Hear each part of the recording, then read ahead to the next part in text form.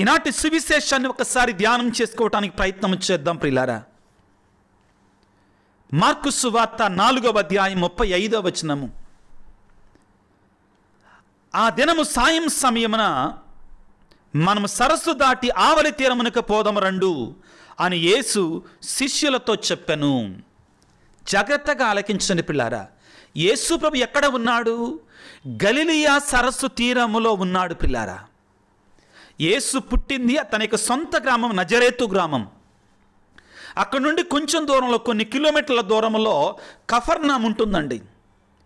ఈ కఫర్నాం ప్రాంతానికి వచ్చి ఆయన వేద ప్రచారాన్ని ప్రారంభించాడు. ఒకసారి మీరు మార్కు సువార్త 2వ అధ్యాయం నుండి 1వ అధ్యాయం నుండి యాక్చువల్గా 3 అధ్యాయాలు మనం చూస్తే 4వ అధ్యాయం కూడా చూస్తే యేసు ప్రభు ఎడతెరిపి లేకుండా సువార్తను బోధిస్తున్నాడు. గడిచినటువంటి ఆదివారం రోజున యేసు ప్రభు దైవ రాజ్యాన్ని గూర్చినటువంటి ఉపమానాలు చెప్పటాన్ని మనం ధ్యానం చేశాం. మార్కు సువార్త 4వ అధ్యాయం 26 నుండి 34వ వచనం వరకు ప్రియులారా.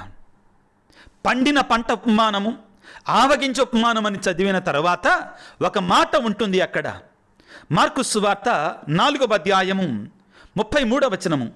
ప్రజలు గ్రహింపగలిగినంత వరకు అనేక ఉపమానముల ద్వారా యేసు వారికి ఇట్లు బోధించను. ఉపమానము లేక ఆమెను ఏమీయూ బోధింపలేదు. ఈ రీతిగా యేసు ప్రభు దైవరాజ్యాన్ని గురించి ప్రజలకు ఎడతెరిపి లేకుండా, విశ్రాంతి లేకుండా సువార్తను బోధిస్తూనే ఉన్నాడు. దేవుని ప్రేమని చాటి చెబుతూనే ఉన్నాడు. ఆయన కూడా మానవ మాత్రుడు కదా ప్రియులారా, శరీరధారి కదా.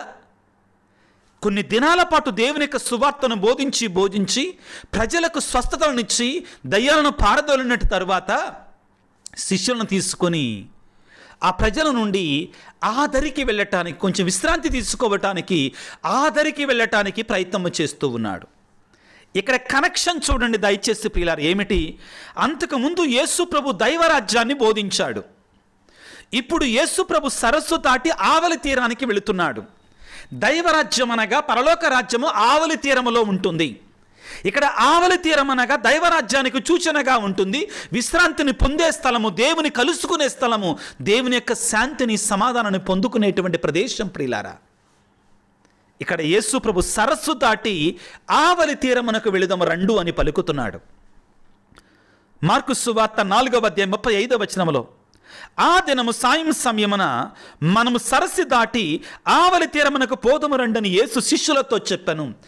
ఆవలి తీరము మధ్యలో ఏముందండి? సరస్సు ఉంది.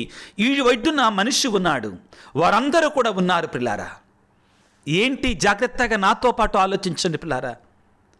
ఇహలోక జీవితం అనేటువంటిది సముద్ర ప్రయాణము లాంటిది, పడవ ప్రయాణము లాంటిది.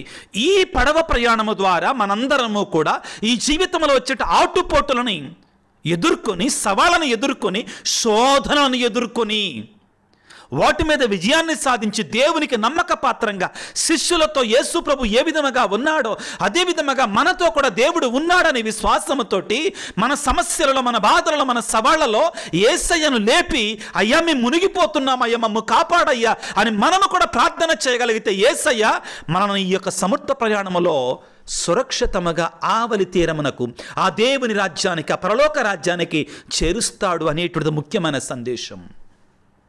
ఆయన ఎల్లప్పుడూ మనతోనే ఉన్నాడు అని నేర్పిస్తూ ఉంది. యేసు ప్రభు దేవుని యొక్క సువార్తను బోధించి శిష్యులతోటి రండి ఆవలి తీరానికి వెళదాము రండి అని పడవనెక్కాడు. శిష్యులు కూడా మరికొన్ని పడవలతో అనుసరించారు. ప్రియులారా, మనందరి జీవితంలో కూడా ఆటుపోట్లు వస్తాయి. మనందరి జీవితాలలో కూడా ప్రతి ఒక్కరి, ఎంత ధనవంతుడైనా, ఎంత పేదవాడైనా కానీ, ఎంత ప్రార్థనాపరుడైనా కానీ, ఎంత ప్రార్థన లేనటువంటి వాడైనా, ప్రతి మానవుని జీవితంలో కూడా సవాళ్లు వస్తూనే ఉంటాయి. మానవ జీవితమే ఒక సమస్యల వలయం ప్రియులకు దేవుని బిడ్డలారా. ఇదిగో ఈనాటి సువిశేషం అంతా కూడా నా జీవితాన్ని గురించి, నీ జీవితాన్ని గురించి మాత్రమే బోధిస్తుంది. చాలా స్పష్టంగా, డైరెక్ట్గా మన జీవితాలను గురించి మాట్లాడుతూ ఉంది. పడవలో ప్రయాణాన్ని మొదలుపెట్టారు. వాక్యాన్ని చదువుకుందాం. మార్కు సువార్త 4వ అధ్యాయం 37వ వచనము. అప్పుడు పెద్ద తుఫాను చెలరేగను. ఆ తర్వాత మాటలు కూడా మనం ధ్యానం చేయాలి పిల్లారా. అలలు పెద్ద ఎత్తున లేచి పడవను చిందరవందర చేయుచుండెను, దానిని ముంచివేయునట్లుగా ఉండెను. ప్రియులారా, మనం ఎన్నిసార్లు చెప్పలేదు మన జీవితాలలో, అయ్యా నా జీవితం చిందరవందర అయిపోతుందయ్యా, నా బ్రతుకు చిందరవందర అయిపోతుందయ్యా. వాక్యం పలుకుతుంది ప్రియులారా.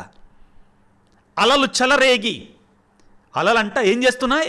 చెలరేగి పడవను చిందరవందర చేస్తున్నాయి, గలిబిలి చేస్తూ ఉన్నాయి. ప్రియమైన బిడ్డ, నీ జీవితాన్ని గురించి యేసు ప్రభు ఈరోజు మాట్లాడుతున్నాడు. నీ కుటుంబాన్ని గురించి యేసయ్య ఈరోజు మాట్లాడుతూ ఉన్నాడు. నా జీవితం చిందరవందరగా ఉంది, గలిబిలిగా ఉంది, సమస్యల వలయంలో చిక్కుకొని పోయింది, పడవను ముంచివేయినట్లుగా ఉండెను అని పలుకుతుంది. నా బ్రతుకు మునిగిపోతుంది, మునిగిపోతున్న నావలాగా ఉంది నా బ్రతుకు అనుకుంటున్నావా? మరచిపోకు, నీ పడవలో ఒకడు ఉన్నాడు. నీ సమస్య కంటే గొప్పవాడు, నీ బాధని సంతోషముగా మార్చగలిగినటువంటి వాడు, నీ బుగ్గుని పూలదండగా మార్చగలిగినటువంటి వాడు నీ పడవలో ఉన్నాడు. ఆయన మీద విశ్వాసాన్ని ఉంచు. అప్పుడు పెద్ద తుఫాను చెలరేగెను. మార్కు 4:37. పెద్ద తుఫానులు, కొన్నిసార్లు చిన్న సమస్యలు, కొన్నిసార్లు పెద్ద సమస్యలు ప్రియులారా. అలలు పెద్ద ఎత్తున చెలరేగి పైకి లేచి పడవను చిందరవందర చేయుచుండెను, దానిని ముంచివేయినట్లు ఉండెను. ఏం చేస్తామండి మనం? సమస్యలు వచ్చినప్పుడు గాబరా పడిపోతాం. నా పని అయిపోయిందంటాం, నా వల్ల కాదంటాం, చేతులు ఎత్తేస్తాం, నాకెవరు తోడు లేరు, దేవుడు కూడా నాకు తోడు లేడు. ఎంతమంది మనమండి మనం? అంటలేదా నీవు? కొన్నిసార్లు అనలేదా నీవు నీ జీవితంలో? కొన్ని సందర్భాలలో నేను గురువుగా కొన్నిసార్లు నాకు కూడా వచ్చిందండి, నిజంగా చెప్తున్నాను. మనుషులం, దుర్బలత్వం ప్రియులారా, మానవులం. అయితే అప్పుడు యేసు పడవ వెనక భాగమున తలగడపై తలవాల్చి నిద్రించుచుండెను. ప్రియులారా, గుర్తుపెట్టుకుంటామండి ఈ మాటని దయచేసి. ఏమిటి? ఆకాశం అంతా కూడా మబ్బులు కమ్మితే సూర్యుడు కనబడడో, చంద్రుడు కనబడడో, చంద్రుడు లేడా అనిపిస్తుంది, సూర్యుడు లేడా అనిపిస్తుంది.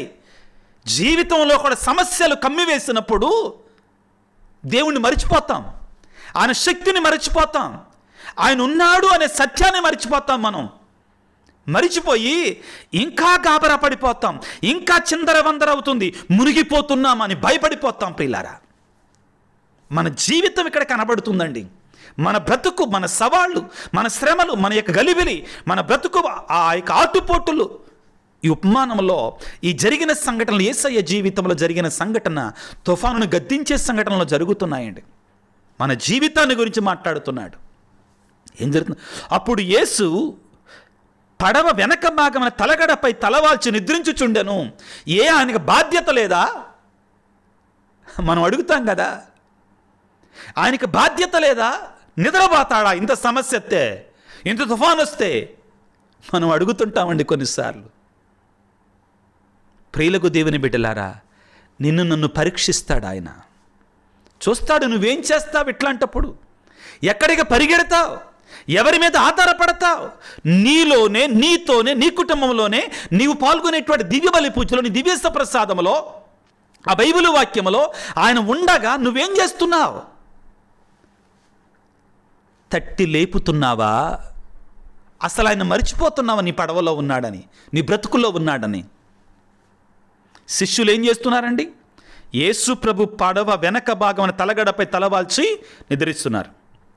శిష్యులు అప్పుడు స్వామిని మేలుకొలిపి, గురువా, తమకు ఏమాత్రము విచారము లేనట్లున్నది, మేము చనిపోతున్నామయ్యా అని పలికరే.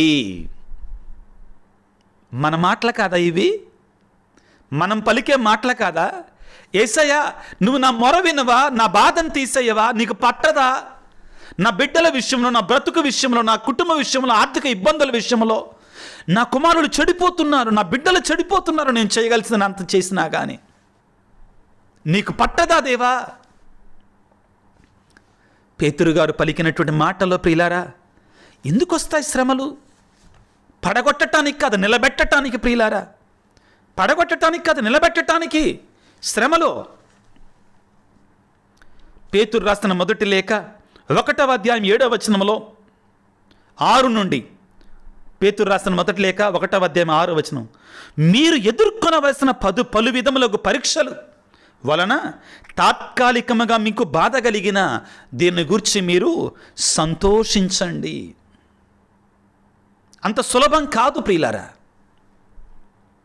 అంత సులువు కాదు. అవి మీ విశ్వాసం యథార్థమైనదని నిరూపించును. నాశనమగు బంగారము కూడా అగ్నిచే పరీక్షించబడును కదా, అట్లే సువర్ణము కంటే ఎంతో విలువైన మీ విశ్వాసము కూడా పరీక్షించబడవలెను. అప్పుడే అది చెదరకుండా ఉండును. దాని వలన మనకు జరిగే ప్రయోజనం ఏంటి? ఈ శ్రమలలో మనం దేవుని మీద ఆధారపడితే, విశ్వాసాన్ని కలిగి జీవిస్తే మనకు జరిగేటువంటి మేలేమిటి ప్రియులారా? పలుకుతున్నాడు, దాని వలన యేసుక్రీస్తు ప్రత్యక్షమైన దినమున మీకు కీర్తియు ప్రతిష్టను మహిమను కలుగును. హల్లెలూయా. మీకు కీర్తియు మహిమయు ప్రతిష్టను కలుగుతుంది ఆయన మీద ఆధారపడి జీవించగలిగితే. శ్రమల సమయంలో, కష్టాల సమయంలో ప్రియులకు దేవుని బిడ్డలారా, శిష్యులు ఏం చేశాడు?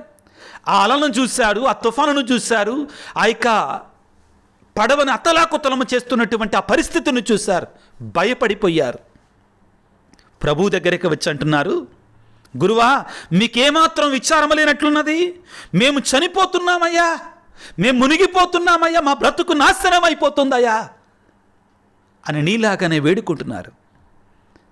అప్పుడు యేసు లేచి గాలిని గద్దించి శాంతించుము అని సముద్రముతో చెప్పగా గాలి అణగి గొప్ప ప్రశాంతత చేకూరెను. ప్రియులారా, నీవు నేను కూడా ఈ శ్రమల సమయంలో, ఈ శోధన సమయంలో, ఈ సవాళ్ళ గలిబిలిలో ఆయన మీద ఆధారపడి, అయ్యా మేము మునిగిపోతున్నామయ్యా, మేము చనిపోతున్నామయ్యా, మా వల్ల కాటలేదయ్యా, మీరు నాకు తోడుగా ఉండండి అయ్యా అని శిష్యులు ఏ విధముగా తమతో ఉన్నట్టు ప్రభువు దగ్గరికి వెళ్ళి ప్రాధేయపడ్డారు, అదే విధముగా నీవు నీ కుటుంబము కూడా ఆయన దగ్గరికి వెళ్ళి ఆయన మీద ఆధారపడి, ఆయన తప్ప మరొక ఆధారము లేదు అని నీవు కూడా ఆయన వేడుకోగలిగితే శిష్యుల్లాగా ఆయన కూడా లేచి నీ బ్రతుకులో, నీ జీవితంలో, నీ కుటుంబంలో ఉన్నటువంటి ఆ యొక్క తుఫానుని, ఆ అలలని, ఆ గాలిని, సముద్రాన్ని గద్దించి గొప్ప శాంతిని నీకు ప్రసాదిస్తాడు. మనలో ఆ విశ్వాసం ఉందా? మనలో ఆ తెగువ ఉందా? క్రీస్తునందు మిక్కిలి ప్రియ దేవుని బిడ్డ, ఈనాడు ఈ సవాలు ద్వారా, ఈ శ్రమల ద్వారా, ఈ సముద్రం మీద జరిగినటువంటి ఒక పెను తుఫాను ద్వారా దేవుడు వాళ్ళకి ఒక గొప్ప వేద సత్యాన్ని నేర్పించాడు, ఒక మంచిని నేర్పించాడు. తాను ఎవరో వాళ్ళకి తెలియజేసుకునేటువంటి అదృష్టాన్ని వారికి ఇచ్చారు. మన జీవితంలో కూడా ప్రియులారా, దేవుడు చిన్న చిన్న సమస్యలు, సవాళ్ళు పంపిస్తున్నాడు అంటే మనకేదో నేర్పించటానికే. ఆయన స్వరాన్ని మనం వింటల్లా. ఆ కార్ల మీద వెళ్ళేటువంటి వారు, ఆ పిల్లవాడు ఎంత కేకబెట్టినా వింటల్లా. ఎప్పుడైతే ఒక రాయి ఇసిరేశాడో అందరూ ఆగిపోయారు. మన మీద కూడా అప్పుడప్పుడు దేవుడు రాళ్ళు ఇసిరేస్తాడు. ఎందుకు? మనం ఆయన వైపు చూడాలి అని, ఆయన స్వరాన్ని వినాలి అని, ఆయన ఎవరో తెలుసుకోవాలని, ఆయన అద్భుత శక్తి మహిమలు మనం చూడాలి అని. ప్రియ దేవుని బిడ్డ, నీ శ్రమలలో, నీ బాధలలో, నీ కష్టాలు, నీ కన్నీళ్లలో, నీ జీవిత సుడిగుండములో, తుఫానులలో నీవెవరి మీద ఆధారపడుతున్నావు? ఎవరికి మొరపెడుతున్నావు? ఎవరి చెంతకు వస్తున్నావు? యేసయ్యా నన్ను దీవించయ్యా, నన్ను కాపాడయ్యా అని పేతురు మునిగిపోతుండగా చేతిని అందించినట్లుగా అడుగుతున్నావా? శిష్యులు యేసయ్య దగ్గరికి వెళ్ళి, అయ్యా మా గురించి పట్టించుకో నాయనా అని మొరపెడుతున్నావా? ఆత్మ పరిశీలన చేసుకో. నిన్ను, నీ కుటుంబాన్ని శిష్యుల వలె పరిపూర్ణంగా యేసయ్యకి సమర్పించుకో. దేవుని యొక్క అద్భుతమైన శక్తిని, అద్భుతమైన మహిమలని నీలో, నీ కుటుంబంలో చూడగలుగుతావు. తలల వంచి ప్రార్థన చేసుకుందాం బిడ్డలారా. సర్వశక్తిమంతుడా, సర్వోన్నతుడా, యేసురాజా, ఈనాడు మీరు మాకు ఇచ్చినటువంటి సందేశాన్ని బట్టి మీకు శతకోటి వందనాలు తండ్రి. శిష్యులు సముద్రముపై ప్రయాణం చేస్తుండగా తుఫాను చెలరేగింది, పెను తుఫాను గాలి చెలరేగాయి, అలలు ముంచివేయినట్లుగా ఉన్నాయి. మా జీవితంలో కూడా ప్రభువా సమస్యలనే తుఫానులు, శ్రమలనేటు సుడిగుండాలు, కష్టాలు చిందరవందర చేస్తుండగా మీరు మాతో ఉన్నారు అనే సత్యాన్ని కూడా మేము మరచిపోతున్నామయ్యా. శిష్యుల వలె అవిశ్వాసులుగా బ్రతుకుతున్నామయ్యా. తండ్రి, ఈనాడు మాకు నేర్పించండి, మా విశ్వాసాన్ని బలపరచండి. శిష్యులను గద్దించినట్లుగా అవసరమైతే మమ్మల్ని కూడా గద్దించండి నాయన. మమ్మల్ని కూడా ఒక దెబ్బయ్యండి నాయన. కానీ మీ మీద విశ్వాసం లేనటువంటి విశ్వాసహీనులుగా మమ్మల్ని మార్చకండి తండ్రి. ఈ రోజున అలనాడు ఆ తుఫానును ఆపారు, సముద్రాన్ని చల్లబరిచారు, గాలిని ఆపారు. మా జీవితంలో ఉన్నటువంటి సుడిగుండాలను తీసివేయండి, శ్రమను తొలగించండి. మా వల్ల కాదు, మేము మునిగిపోతున్నాం, మేము చనిపోతున్నామని ఎవరైతే వేదనతో, కన్నీటితో, కష్టముతో ప్రార్థన చేస్తున్నారో తండ్రి, వారి మరణాలకించండి నాయన. వారి కన్నీటిని తొడవండి నాయన. నీ పరిశుద్ధాత్మ శక్తిని వారి మీద నింపండి తండ్రి. ప్రత్యేకమైన రీతిలో భయంకరమైనటువంటి సుడిగుండాల మధ్యగా, శ్రమల మధ్యగా, తుఫానుల మధ్యగా జీవితాన్ని సాగిస్తున్న బిడ్డలందరినీ మీకు సమర్పిస్తున్నాను తండ్రి. ఓ పరిశుద్ధాత్మ దేవా, వారిపై నీ యొక్క శక్తిని కుమ్మరింప చేయండి, వారిని అభిషేకించండి, వారిని దీవించండి. ఓ యేసు రాజా, మీరు మాతో ఉన్నారు, మా పడవల్లో ఉన్నారు, మా జీవితంలో ఉన్నారు, మా కుటుంబంలో ఉన్న సత్యాన్ని మరవకుండా నీ మీద విశ్వాసాన్ని కలిగి జీవించే బిడ్డలుగా మమ్మ దీవించు నాయన. మమ్మ ఆశీర్వదించమని, మా కోసం ప్రార్థన చేయమని అడుగుతున్నటువంటి బిడ్డల కొరకే ప్రార్థిస్తున్నాను. అనారోగ్యంతో బాధపడుతున్న బిడ్డల కొరకై ప్రార్థన చేస్తున్నాను తండ్రి. స్వస్థపరచు తండ్రి, దీవించు నాయన, ఆశీర్వదించమని మా ప్రభు అయిన క్రీస్తు ద్వారా వేడుకొనుచున్నాము తండ్రి. ఆమెన్. ప్రభువు మీతో ఉందురుగాక, మీ ఆత్మతో ఉందురుగాక. సర్వశక్తిగల సర్వేశ్వరుడు పిత, పుత్ర, పవిత్రాత్మం మిమ్ము మీ కుటుంబాలను చల్లగా దీవించి ఆశీర్వదించి కాపాడుదురుగాక. God bless you. దేవుడు మిమ్ము దీవించుగాక. ఆమెన్.